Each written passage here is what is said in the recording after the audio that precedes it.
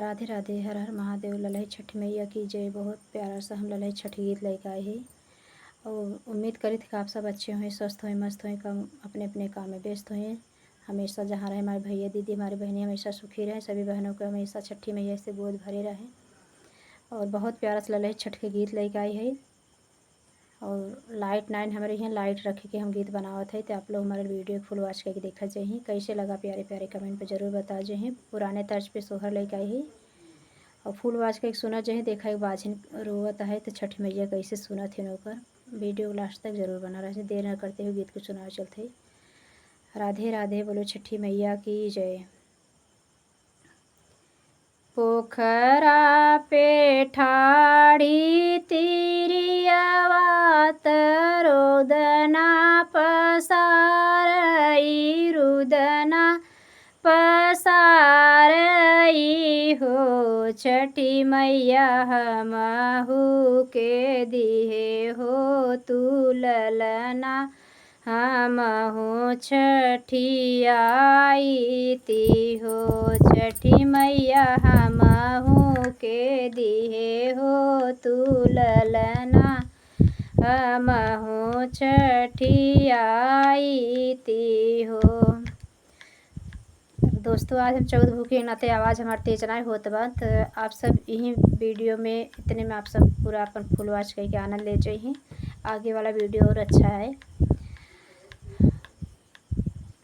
इतनी वचन सुनी छठी मैया तिरिया से पूछाई हो। बेटी कवन परल जियरा गाढ़े हम याद की हो। इतनी वचन सुने तिरियात रुदना पसारिने हो।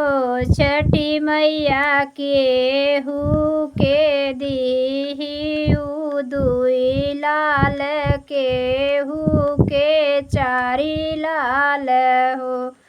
मैया हमहू बझनिया के दे तू त हमहू छठियाई ती हो। मैया हमरऊ बझनिया का गोद भर हमहू छठी भूखब हो।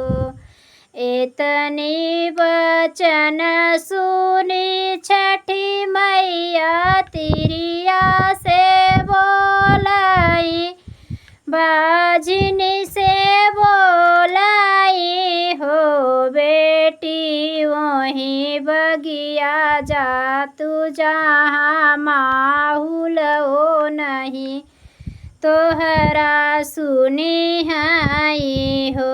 बेटी जा तू वही बगिया जाओ जहाँ हो बाटे माहुल हो। जाई के पहुँची बजनिया माहुल करे नीचवाऊ हो। सकिया बाजिन करई लागी रुदनवा मैया पूछई लागिनी हो।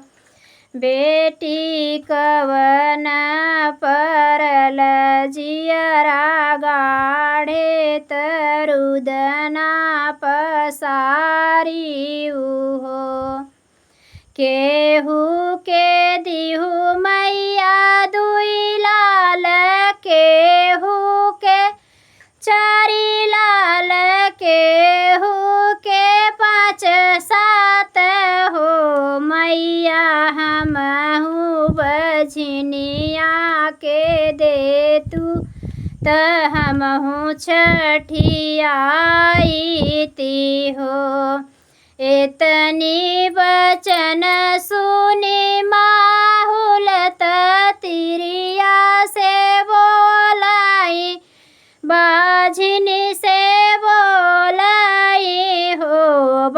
बाझिनी जातु तू ओहि बो भिटवा जहाँ कुश ढाकुल हो। बाझिनी जातु तू ओहि हो भिटवा जहाँ कुश ढाकुल हो।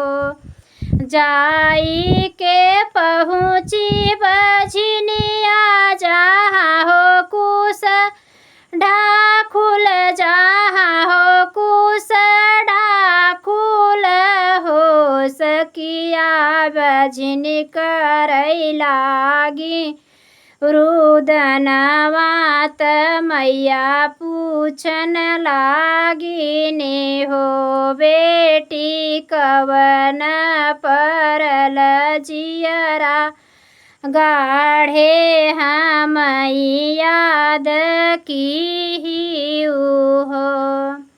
सबके तदिहु मैया दुई लाल औरऊ चारि लाल हो। मैया के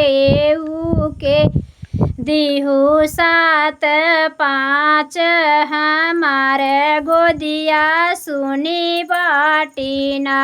मैया केहू के दिहु सात पाँच हमारे गोदिया सुनी बाटी हो। एतनी बचन सुनी मैया त बाझिनी से बोलेने हो। बाझिनी जवन मांगन तू मांगबू तो हई हम देवई हो। बाझिनी जवन मांगन तू मांगबू तो हई पूरा करबई हो। ढाकुस गांगर दिहलिनी एक लाल माहुल एक लाल हो। बहिनी छठी मैया दिहिन हो छलाल बाझिनी छठी आवाई हो। कुश ढाकुल दिहलिनी एक लाल माहुल दुई लाल हो। सखिया छठी मैया दिहे छलाल त बाझिनी छठी आवाए हो। सखिया छलाल दिहे छठी मैया बाझिन गोदी भरी गाए हो। सखिया छलाल दिहे छठी मैया त बाझिनी घरवा सोहर हो। बोलो छठी मैया की जय। ऐसे प्यारे प्यारे लेटेस्ट वीडियो के साथ फिर मिलते हैं, तब तक के लिए राधे राधे। लाइट हमारे यहाँ।